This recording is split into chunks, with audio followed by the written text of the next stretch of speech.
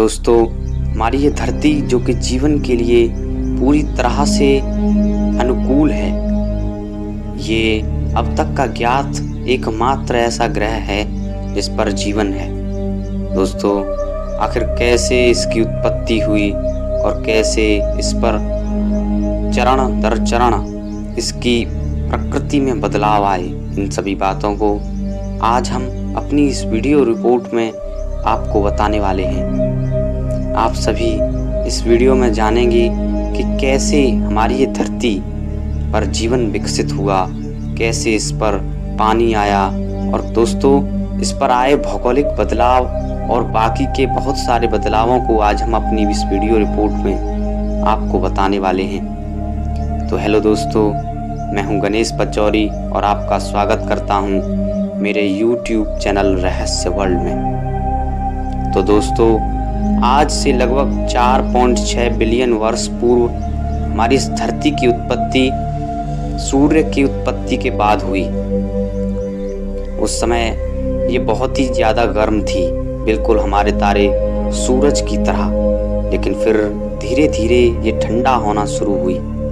उस वक्त हमारी इस धरती के पास अपना कोई वायुमंडल नहीं था, लेकिन बीतते हुए समय के साथ जब धरती ठंडा होना शुरू हुई, इस पर अपना वायुमंडल भी आने लगा।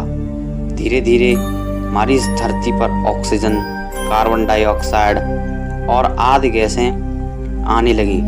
फिर उसके बाद हमारी इस धरती पर एक विशेष घटना हुई जो कि आज की हमारी इस धरती के निर्माण में बड़ी भूमिका अदा करने वाली थी। ये घटना थी हमारी इस धरती पर पानी के आने की।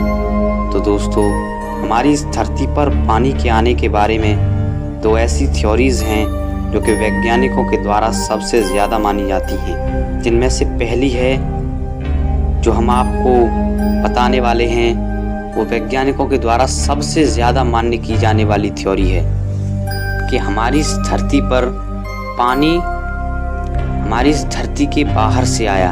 ये पानी हमारे सौर मंडल के बाहरी क्षुद्र ग्रह पट्टी से आया, जिसे हम काइपर बेल्ट कहते हैं। पानी इसी काइपर बेल्ट के क्षुद्र ग्रहों यानी कि उल्का पिंडों से आया।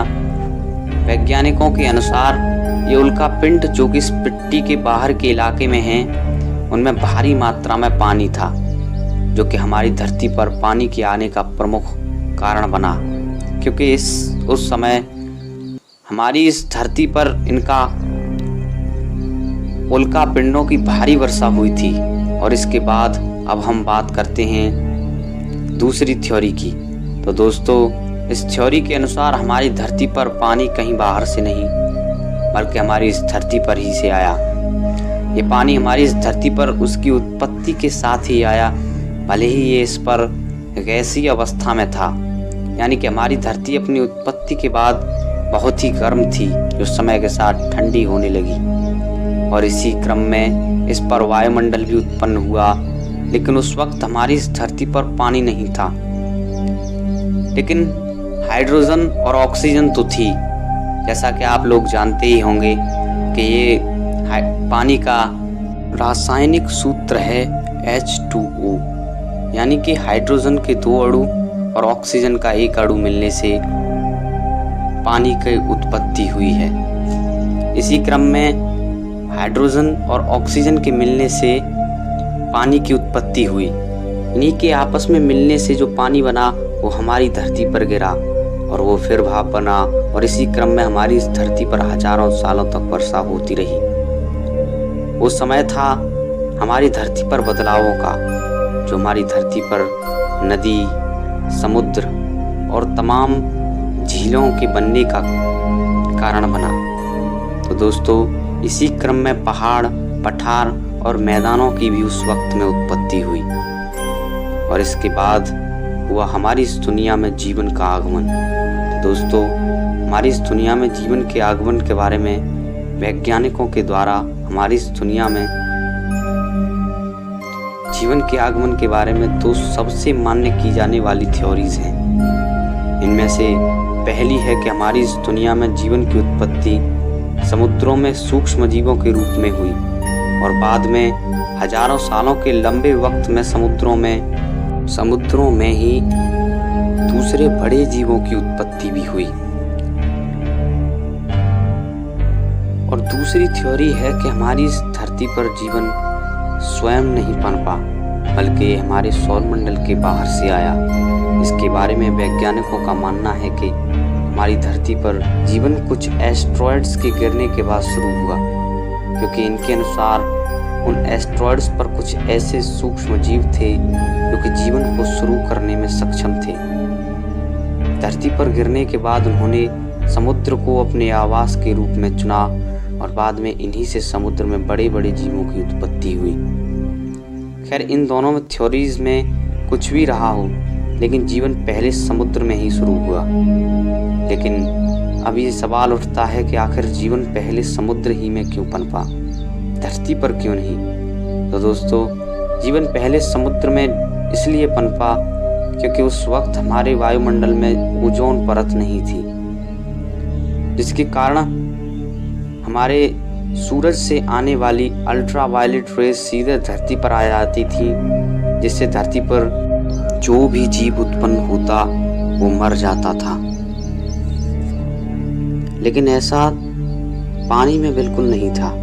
पानी में अल्ट्रावायलेट रेज का जा पाना बहुत ही मुश्किल था। इसीलिए शुरुआत में जीवन केवल पानी में ही पनपा, लेकिन धरती पर ऐसा ज़्यादा दिनों तक नहीं रहा।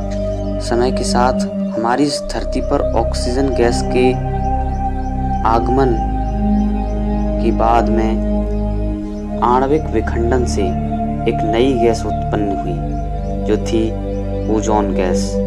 और ओजोन गैस के बनने के बाद हमारी पृथ्वी के वायुमंडल में ओजोन लेयर की उत्पत्ति हुई, और उसके बाद हमारी इस धरती पर शुरू हुआ जीवों के पनपने का युग। धरती पर यानी जल के बाहर भी अब जीवों की उत्पत्ति होना शुरू हो गई थी। फिर सबसे पहले हमारी इस धरती पर वनस्पतियों की उत्पत्ति हुई। फिर लगातार हजारों वर्षों में हमारी इस धरती पर वनस्पतियों की हजारों प्रजातियां पनपी। ऐसा आज से लगभग 65 करोड़ साल पहले हुआ, और फिर हमारी धरती पर जीवों का आना शुरू हुआ। वैज्ञानिकों के अनुसार जीव शायद जल से धरती पर बाहर आए होंगे। इसके बाद शुरू हुआ जीवों का युग, जिसमें सबसे प्रमुख जीव था डायनासोर। दोस्तों, ये आज से लगभग 23 करोड़ साल पहले यानी कि ट्रायसिक काल के अंत से लेकर क्रिटेशियस काल यानी कि 6.5 करोड़ साल पहले तक अस्तित्व में रहे। इस बीच में लगभग 16 करोड़ सालों तक इनकी हमारी धरती पर राज था। इस बीच हमारी धरती पर इनकी हजारों प्रजातियां होती थी, जिनमें से कई शाकाहारी, कई मांसाहारी थीं। कई शांत स्वभाव की प्रजातियां थीं, तो कई गुस्से वाली प्रजातियां थीं।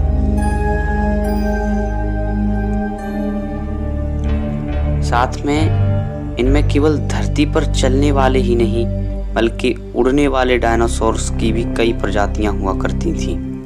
लेकिन फिर आज से लगभग 6.5 करोड़ साल पहले हमारी इस धरती पर एक विशाल उल्कापिंड गिरा, जिसके हमारी इस धरती पर एक विशाल विस्फोट हुआ। उल्कापिंड के धरती पर टकराने के बाद एक बड़ा भूकंप उत्पन्न हुआ, जिससे कि दुनिया भर के सारे ज्वालामुखी जागृत हो गए, यानी कि तुरंत ही शुरू हो गई, जिससे जगह जगह पर ज्वालामुखी फटे और उस आग से दुनिया के बहुत सारे डायनासोर्स की मौत हो गई। साथ ही उल्कापिंड के धरती से टकराने के कारण एक भयंकर धूल भरी आंधी उत्पन्न हो गई, जिसके कारण कई वर्षों तक दुनिया सूरज की रोशनी के लिए तरस गई। और साथ ही आंधी से तमाम पेड़ पौधे टूट गए, जिससे खाने का अकाल पड़ा और तमाम बड़े जीव जंतु इसमें मर गए। इसमें केवल 25 किलो से कम वजन वाले सारे जीव ही जीवित रह पाए। इस घटना के बाद शुरू हुआ हमारे आज के जीवों के विकास का युग। फिर धीरे धीरे फिर से वनस्पतियों का विकास हुआ, और फिर से हमारी इस दुनिया फिर से एक सुंदर जगत में बदल गई। इसके बाद हमारी धरती पर हमारे पूर्वज यानी कि जिनका विकास होकर आज हमारी ये मानव जाति बनी है, उनकी उत्पत्ति हुई। यानी कि वो समय आज से लगभग 50 से 60 लाख वर्ष पूर्व का था। तब फिर विकसित हुए और आज से लगभग 25 लाख वर्ष पहले हमारे पूर्वज प्रमुखतः बन गए, मानव जैसी संरचना में आ गए। और इसके बाद मानव ने चरण दर चरण अपने आप में विकास किया। फिर इसने आज से लगभग 20 से 25 लाख वर्ष पहले से लेकर 12,000 साल पहले के बीच में आग का आविष्कार किया और इसी समय में इसने पशुओं को पालना भी सीखा। वैसे सबसे पहले पशु जो कि मानव ने पाला था वो कुत्ता था, क्योंकि ये सबसे ज़्यादा वफादार जानवर है। फिर लगभग आज से लगभग 10,000 साल के बाद के काल यानी कि नवपाषाण काल में इसने पहिए का इस्तेमाल करना शुरू किया और इसके बाद शुरू हुआ सभ्यताओं का युग, जब लगातार एक के बाद एक सभ्यता विकसित हुई। और इसके बाद के काल के बारे में तो आप जानते ही हैं। इस समय के बाद इंसान लगातार डेवलप होता चला गया और आज के समय में इंसान इतना डेवलप हो चुका है कि वो केवल दुनिया के बारे में ही नहीं जानता बल्कि चांद और मंगल पर भी पहुंच चुका है। तो दोस्तों, अगर आपको हमारा ये वीडियो अच्छा लगा हो तो इसे लाइक, शेयर और हमारे इस चैनल को सब्सक्राइब करना मत भूलिएगा। हमारे इस वीडियो पर अंत तक बने रहने के लिए आपका बहुत बहुत धन्यवाद। Thank you.